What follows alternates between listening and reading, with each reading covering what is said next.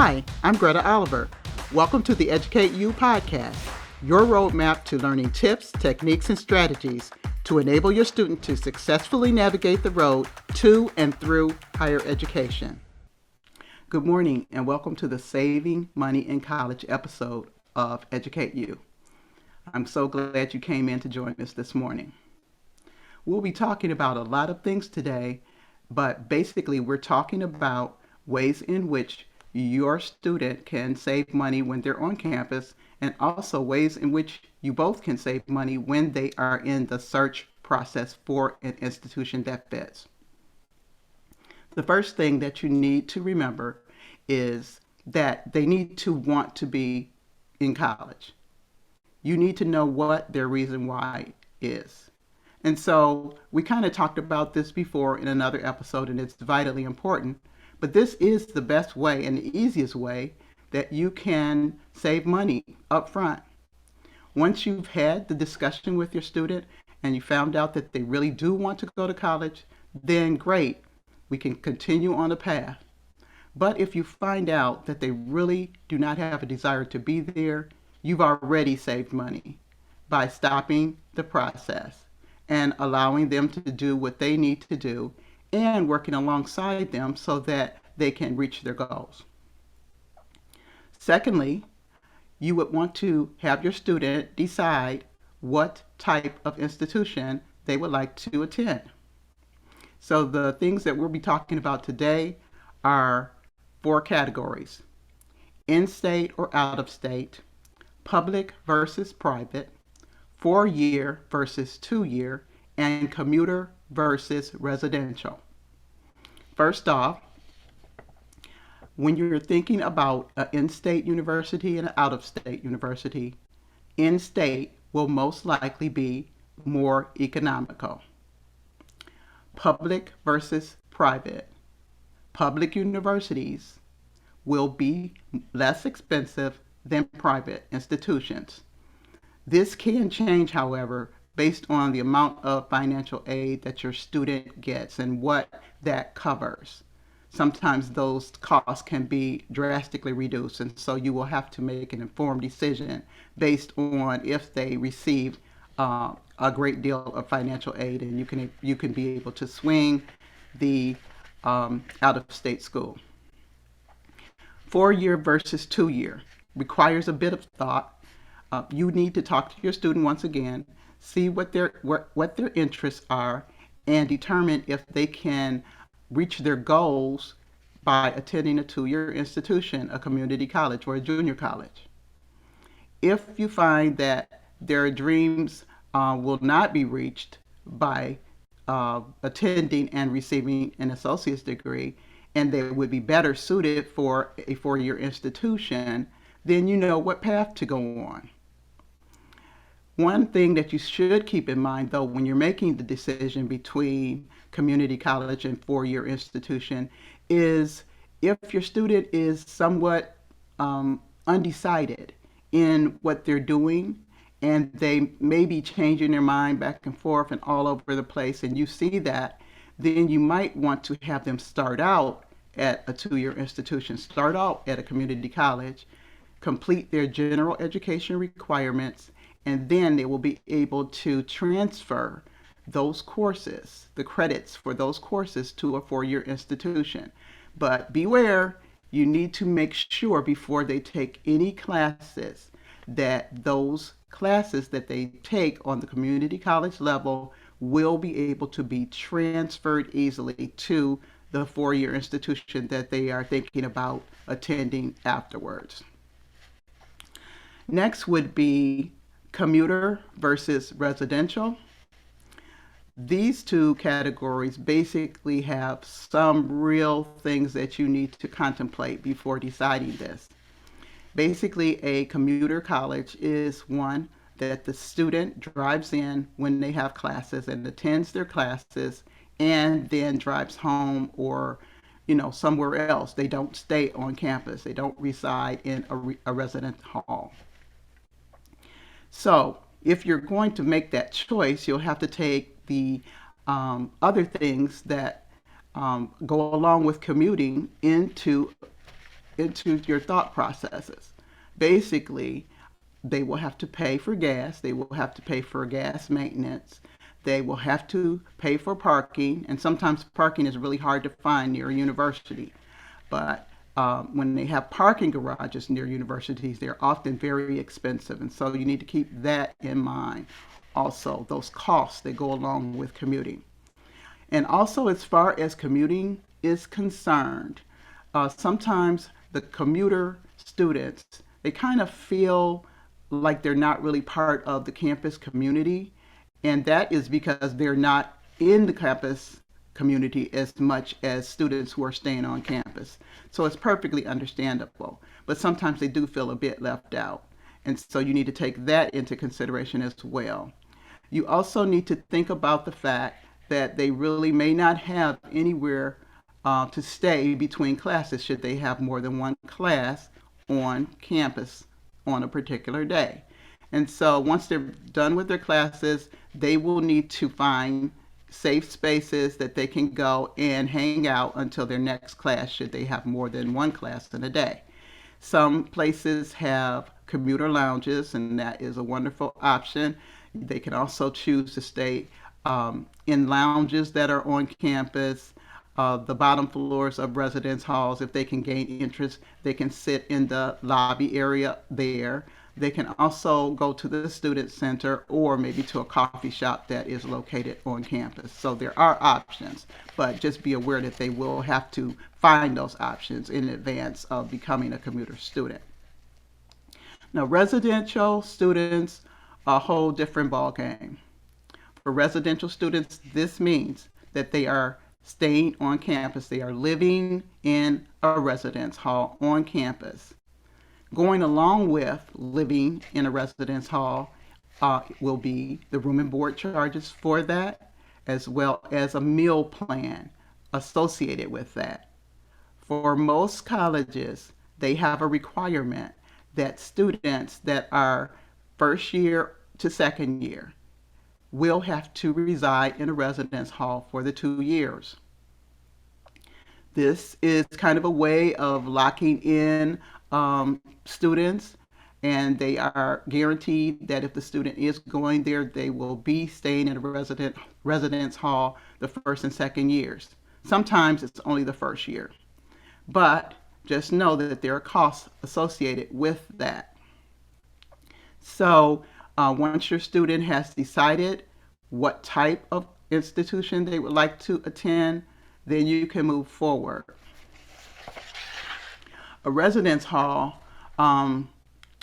will give students a social outlet. It will allow them to build more relationships. So if you want your students to have a real so-called college going experience, this would probably be the best option for them. But just know it's going to most likely be more expensive because of the room and board and the other fees associated with staying on campus. The way that you can make residence hall life a bit cheaper for your student would be based on the number of roommates that your students choose to have. Yes, there are single rooms available on campus, but they are very expensive.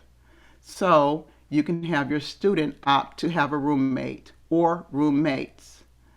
Just remember that the more roommates your student has, the cheaper the room will be.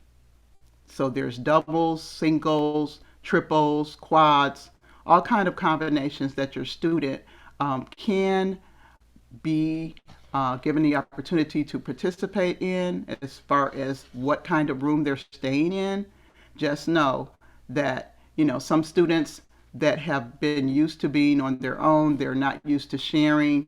Maybe they're an only child. They may want a single room, but that will cost you.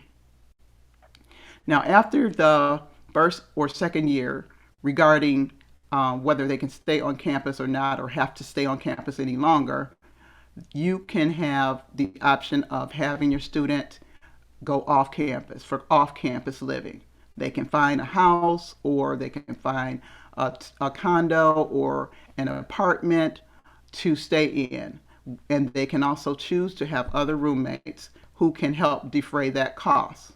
When they have other roommates, you can have a better chance of having a more affordable experience for your student because um, the bills, the expenses, the rent will be able to be spread amongst the roommates, and then everyone will be pitching in, and they can pitch in for food and things also, and so that makes it a better option.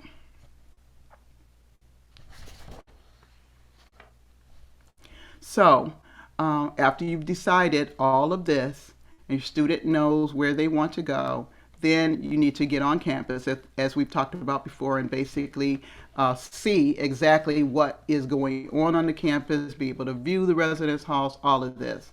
And so you will be in for, no surprises. You'll know exactly what you're dealing with. The student will know what the campus is like, how it's laid out, and all of that. And that is also very important.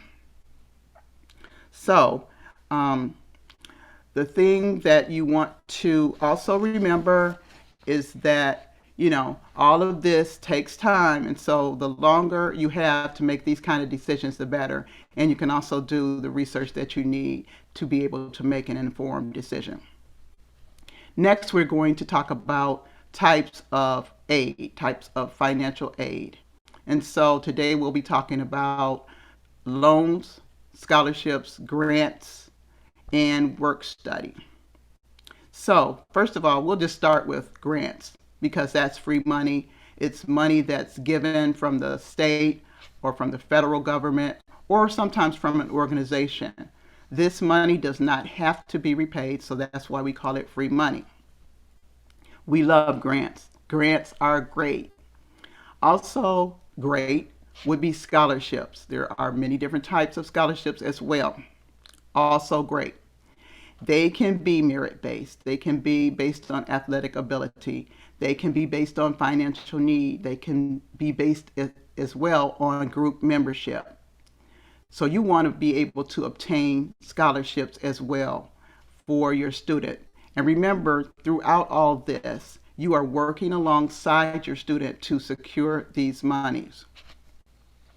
You can get scholarships from a lot of different places.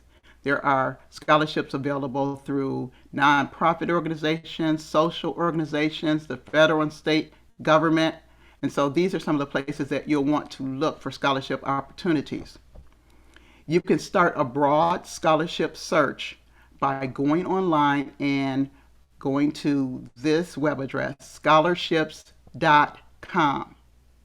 You'll fill in your information. They return scholarships back to you that you can possibly apply for. You also will want to, along with your student, go to studentaid.gov. Studentaid.gov. This is the website to fill out the FAFSA. And the FAFSA is the free application for federal student aid. It is it is money that is distributed through the federal government. And so to be able to get a chance at receiving any of these monies, you will have to go and fill out the FAFSA form. Both the parent and the student will need to fill out the form.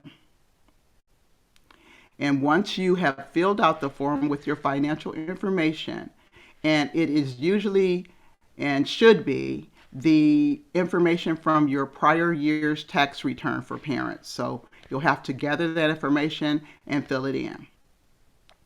It can be a little intimidating, it can be hard, but I think if you just take it slowly, you'll be fine. If you have any questions, you can ask those questions and get them answered, or you can research online to find the answers to the questions you may have. Once your information is input into the FAFSA, since you know it's need-based, you will be returned with an EFC, which is an estimated family contribution. This number is what is returned to you based on what information you put in, what financial information you put in. And so this estimate is basically what they feel you as a parent or the entire family should be able to pay toward college for that year. And so there's a lot of controversy, discrepancy around the EFC because nobody ever really feels like it's correct. They're always stating that the EFC is much higher than they can afford. Okay, but just remember that it is an estimated family contribution, and based on that number, you'll be returned with either scholarships that you can receive, you'll be returned with options that you can take that are not scholarships, such as loans and work study. So let me start with loans actually. There are federal loans as well as private student loans. And so for the federal loans, these loans do not have to be repaid. If you should take out one of these loans, there is no repayment until after you have graduated, stopped school, or dropped beneath half-time status. Once that happens, you will be required to begin repaying the loan. There are ways in which you can defer it, but you will be able to figure that out and find that out once you've taken the loan out. The next thing about private student loans, though, would be that you would need to remember that some of these loans can come due while you are still a student. And you want to keep that in mind so that you're not burdened by that bill alongside with everything else you have to worry about paying while you're a student. So just keep that in mind as we go forward. Also, you should check out the net price calculator for any college that your student is interested in pursuing. The net price calculator you can find by either Googling the name of the institution along with the words net price calculator, or you can go to the institution's website and you can look for the net price calculator there. It should be there. You put your information into the net price calculator, and once you have done that, it returns you with a price that you can expect to have to pay. And so this gives you an idea of if the institution itself is affordable, if it looks like something you can reach with the financial aid that you can get. And so then you can make a better decision instead of applying for something that is totally out of reach. Now, when you do make your application, sometimes you don't even know all the scholarships and things that will be awarded. Most of the time you don't. And so you have to be realistic in what you're expecting. You also can be doing other work to find other types of scholarships. And so, you'll have some idea of what you can actually expect to have to pay once you do the research. And you can subtract what you expect to have in financial aid from the price and see that whether you can basically afford to send your child to that institution or not. And you can take a gamble and kind of, of course it's not going to work out perfectly because you don't know all the monies that are going to be kicked in, but it should give you a good idea of where you stand. So I said all that to basically say that you should constantly be looking for scholarships. Constantly.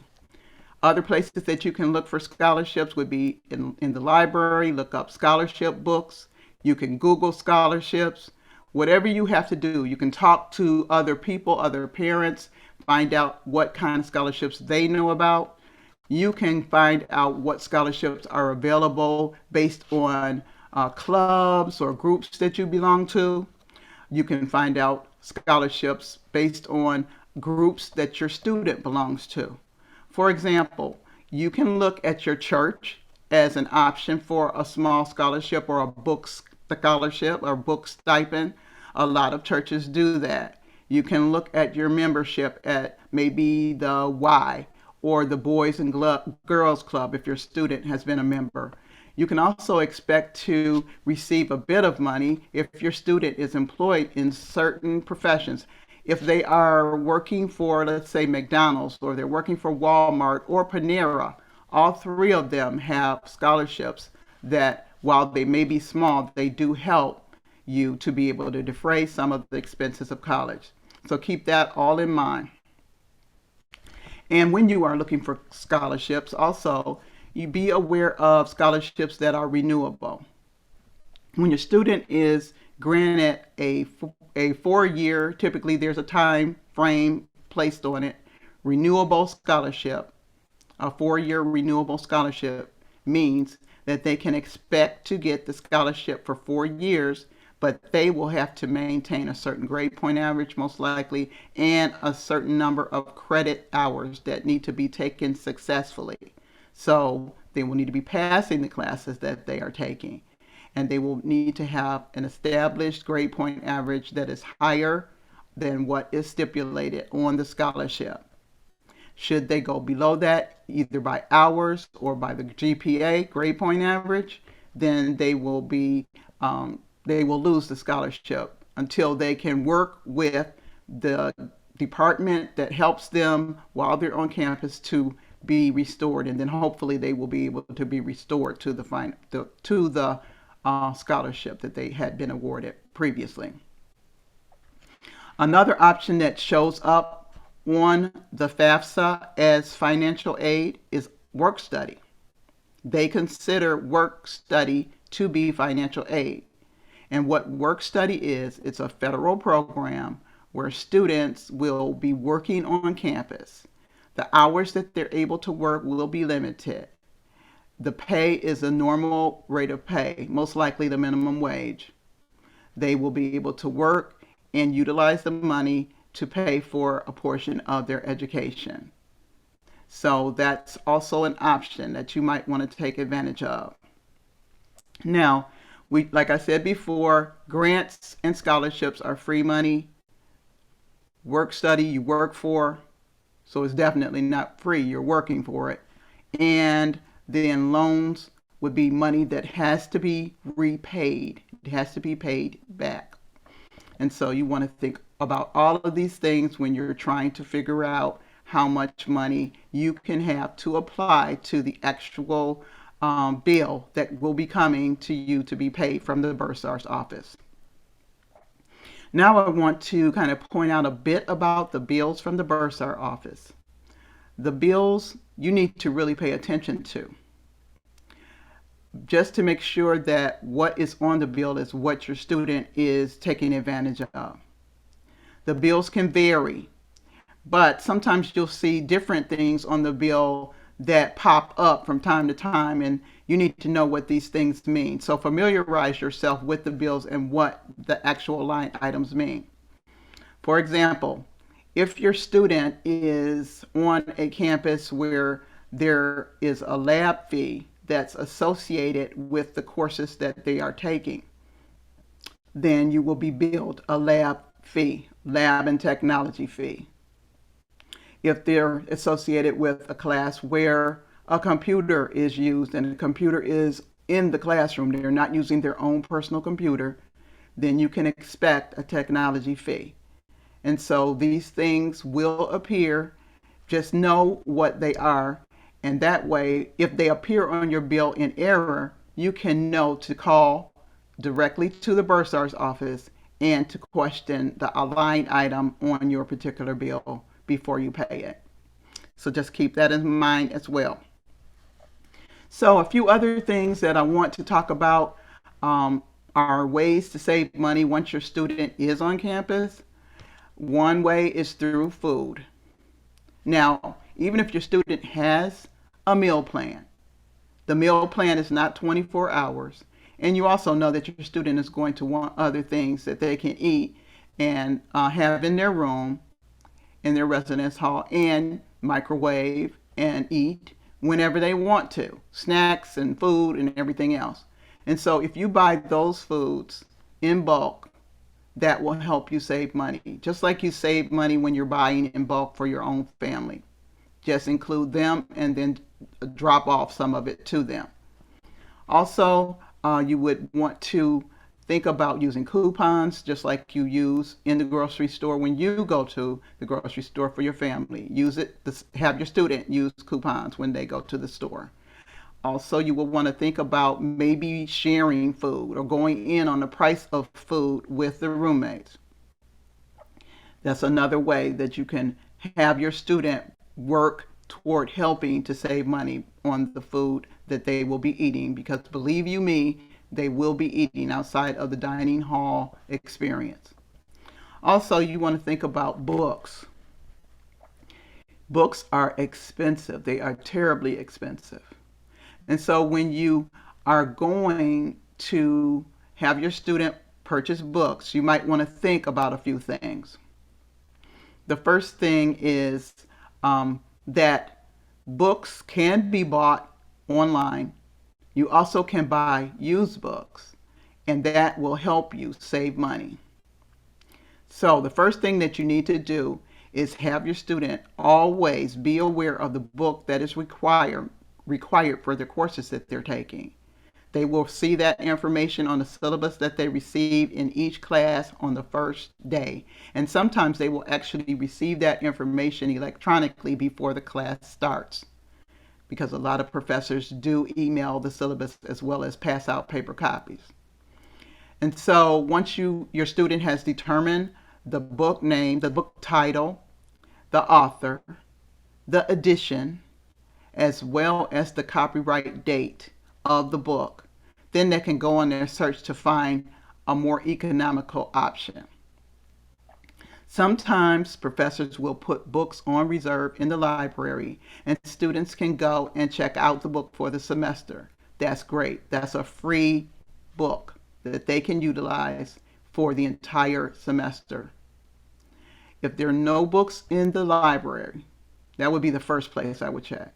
If there are no books in the library, then they will need to do an internet search to see if the book is available online. Some places that you can go would be Dealoz, DEALOZ.com. On Dealoz, they will have the book listed if they have it, and it will be various options there based on price. Your students should carefully check the title, the author's name, the copyright date, and the edition before ordering. If they see a good deal on the book, they should really write that down, because all of this really needs to happen in the same day. Then they need to go to the college bookstore and see if the book is there. Between the two prices, the one that they find in the college bookstore or the one that they find on the internet, they should purchase the one that will serve them best economically. As long as it all matches up with the title, the date, the edition, and the author's names, that will be great. It will be a great cost savings. In the bookstore, they have used books, but just be aware that they go very fast, because everybody's trying to save money on books. Now, if you have someone who is taking a course that is in their major, they might want to keep their book.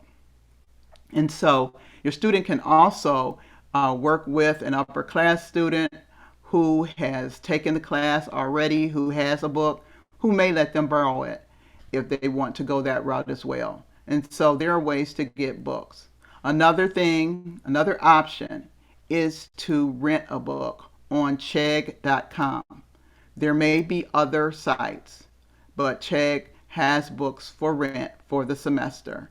And maybe that might end up being a cheaper option than if you are forced or faced, I should say, with buying a brand new book. If it's not in your major and you don't really care to keep it, you might want to rent it. And so that's ways that you can actually save money on books. That is a big expense. You can also look for book scholarships. A lot of places, while they may not give really a lot of money toward maybe other types of scholarships, sometimes they will give students money toward their books, which could hopefully help you at least have your student be able to purchase some books that would be more economical than coming out of your pocket. And so keep that in mind as well. Other ways to save, we want you to remember about clothing, buying clothing on campus. Students really don't need to unless they have a special occasion. And if they don't have anything that they have brought from home, they may want to buy something. But should they fall into that category and need to buy something every now and then or for a special occasion, don't pay retail. Just the same way we save money when we're purchasing clothing. You might want to check out or have them check out thrift stores.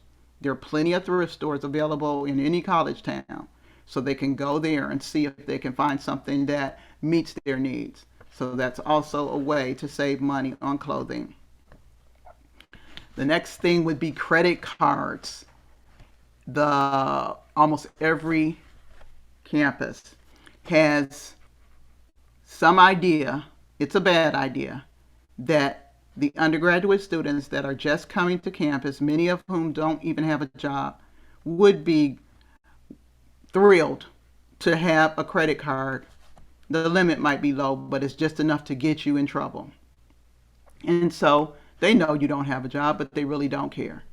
They kind of attacked students and asked them, do you want this credit card? They're always being faced with opportunities to get credit cards when they don't have jobs, they have no credit history, nothing. And so just encourage your student to not fall into that trap, because it is a trap and it's set for every single college student that comes down the pike. So try to, tell your student to avoid that. I know they're grown and you can't make decisions for them. Not sometimes. You cannot make decisions for them. And sometimes they will listen to you at least. So if they need a credit card, you might want to provide them with an option of being on a joint credit card with you while they are in school, so that you can actually see what they're purchasing. And they will have a credit card should they need one in case of emergency. So that's good to remember. One thing also that students should do, every single undergraduate student should keep track of their saving and their expenses in a budget. They need to set up a personal spending and saving plan, a budget. And so that's really easy to do. You can do it on your phone. You can choose the budget app. You can write it down on a paper and just keep track from month to month of the money that they have coming in from whatever sources they have. Parents, a job, their checking account that they had built up before they came there, whatever money that they have available that needs to go into the cash available or savings spot. And then they need to keep track of their expenses, no matter what they are. If they can keep track of their expenses, then at the end of the month, they can kind of look at what they're spending their money on. And if they need to make adjustments to help their budget stay with a strong balance, then they can do so at that time. Sometimes, just like with us, you're not really aware of what you're spending because you have the money available, or you may have a credit card you're using.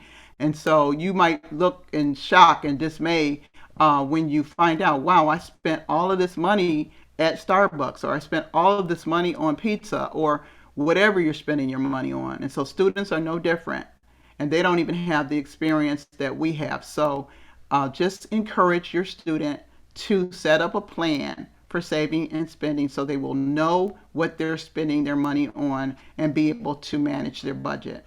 So I hope you've learned some information today that will help your experience better in saving and utilizing your finances in college. Thank you so much for joining in today, and I'll see you next week on Educate You. Thank you for joining us today on Educate You. If you wish, you can send me your questions or comments about the college going process or the podcast contents by sending an email to drgreta at gretaoliverconsulting.com. Also, beginning each week after the podcast airs, check for a companion blog on my website's blog page at gretaoliverconsulting.com. My book, College Roadmap, Essential Tips for First-Time College Students and Their Families, is available for sale on Amazon.com. Join us next week for another tip or strategy to make the road to higher education easier for your student.